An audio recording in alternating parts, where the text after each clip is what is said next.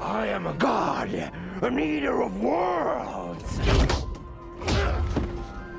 Must have hit your head a little harder than you thought there, didn't you, Bob? I've been thinking about it more and more, and thanks to the brilliance that is Welcome to Derry, we finally got some answers.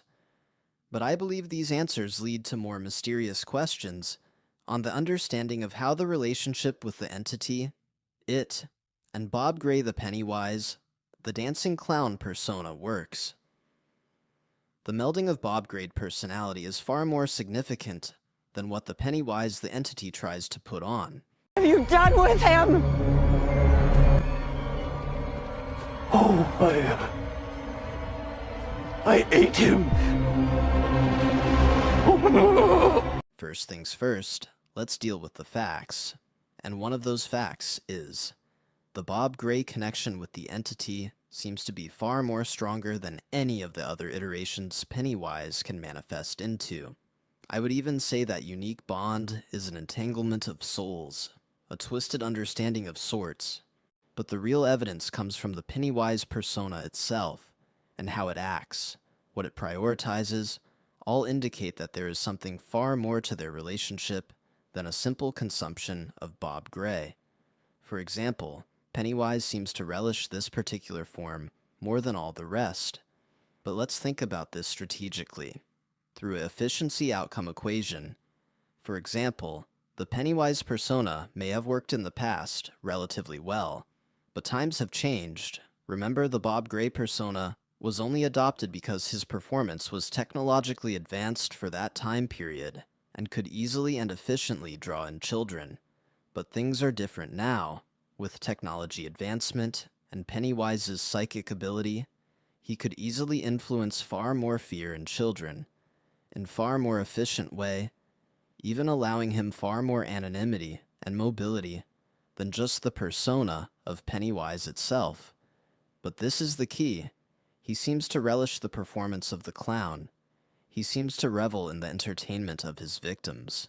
He seems to be, and this can't be understated, he seems to be enjoying the big top performance like a circus act, just like what Bob Gray longed for, performing on a big stage once again. This leads me to believe that the Bob Gray persona could be far more domineering than the Pennywise entity might even realize. For example, you can tell that someone is dominating you if that someone showed dominance through subtle body language, taking up space, controlling behaviors, monopolizing time, making all decisions, and assertive communication. You get the idea. The Pennywise persona may be entertaining for us to look at, but in reality it is highly inefficient, prioritizing entertainment and playing with its food, but it comes with a cost, and that is, it seems to lose itself in its own performance, rather than the strategic outcome of what it's meant to do. It was Dick Hallorann who exposed the confusing relationship between Bob Gray, the persona, and Pennywise the entity in episode 9 of Welcome to Derry. Dick Hallorann, known for his powerful shining ability and astral projection, attacks the most vulnerable parts of the mind of those he is trying to affect, going after the weak spots, the cracks within the psyche. So in the epic battle of minds between Dick and Pennywise, what part does Dick Hallorann target? You got it? He targets the Bob Gray persona. Let's make it clear, Dick Hallorann doesn't know who Bob Gray is, but yet he honed in on this being the entity's weakness. The infiltration into the mind of Pennywise clearly threw the cosmic being into confusion, stunning it, even allowing Dick Hallorann to mentally slap it multiple times. Pennywise seemed so befuddled that he even had to admit out loud that he was not Bob Gray, basically trying to reassure itself of this truth. To me, this is one of the biggest indicators that Bob Gray has more hold over the entity than it could want to admit. But it only gets better from here. Let's be honest here. The Bob Gray persona may have worked well in the past, but clearly now it is having some detrimental effects. Effects like Pennywise's obsession with the clown appearance and personality, which seems to be more of a hindrance to productivity and efficiency. For example, his focus on the stage performance of his hunt, playing with his food. To be honest, it seems to be that each one of his victims have a front row seat to a personal performance before their demise. This makes him in a way too playful, putting him in some cases at a disadvantage. The clown persona also seems to hinder his own ability to efficiently use or grasp how powerful he really is, basically limiting him in many ways, even eventually leading to his own downfall to the Losers Club. But things are about to get good. The Bob Gray persona also seems to make him have nostalgic attachments to objects. That's right, remember, Pennywise is a trans-dimensional being, a eater of worlds, some might even call a god, and a so-called god would have no need to become obsessively attached to any sort of material things. But yet he has a unique attachment to his circus wagon. Bob's Gray circus wagon, to be clear. His bond with this circus wagon is so strong, he even seems to rest inside it. There is even evidence that he might even be maintaining the cart's look and performance.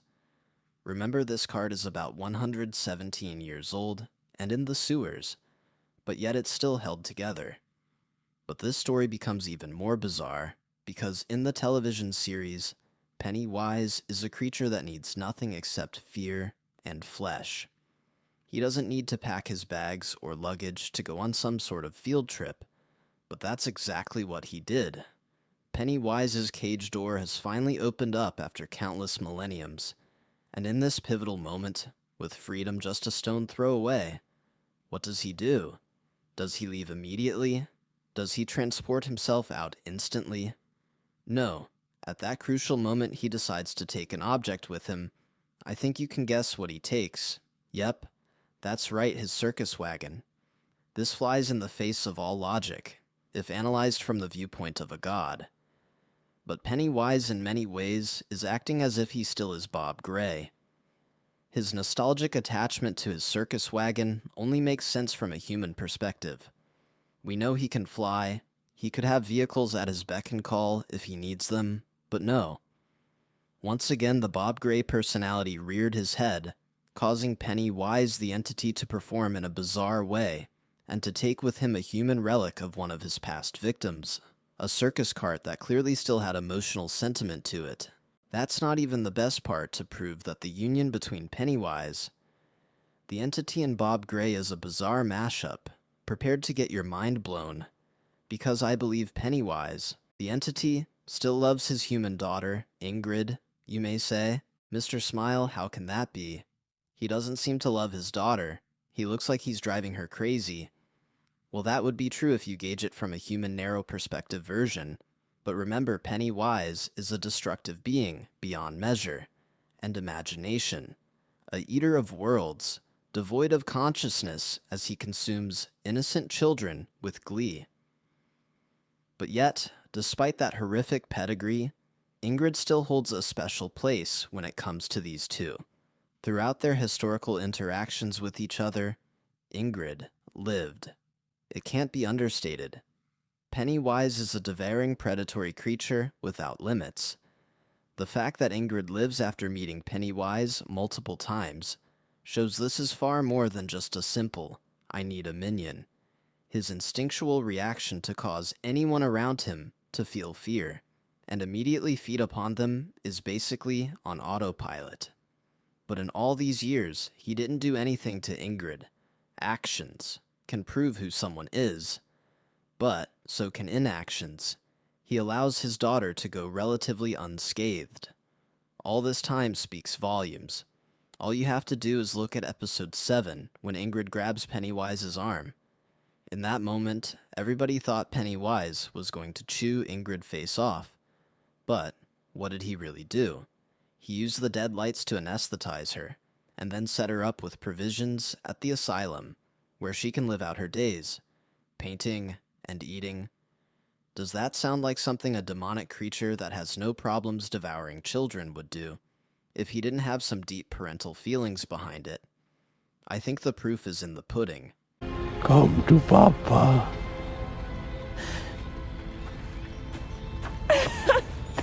Oh, Papa. Another good reason that something far more interesting happened between Bob Gray and Pennywise, is the original Bob Gray himself, and his mental state he was in at that time. Bob Gray was a man who was clinically depressed. You might even say suicidal, a chronic smoker, a chronic drinker. This is called incremental suicide. It's basically death by 1,000 cuts. We know that he was devastated about the loss of his wife. Basically, Bob Gray was a man with nothing to lose, and no hope. We seen this in the way he talked to the boy who came up to him, not really caring or showing any feelings of concern. Bob Gray was a man with nothing to lose. Basically, nothing to fear. So Pennywise's threat or fear inducing tactics would probably be less effective against a man who basically wanted death in the first place. We know Pennywise smells when people don't fear him, and people without fear are repulsive to him, but Pennywise seemed fixated with the Bob Gray persona. So was there some sort of unorthodox deal made? Did Pennywise tell him after looking through his thoughts that he could let him see his wife again?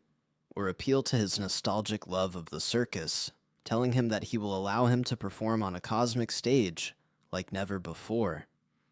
The possibility could be that even Bob Gray, who he originally was, had darker motivations behind their arrangement. Well, clearly we know it had a profound change on Pennywise's personality, from the empty, sterile stare of a young boy, devoid of a soul, to now the most charismatic dancing, performing horror show the world has ever seen.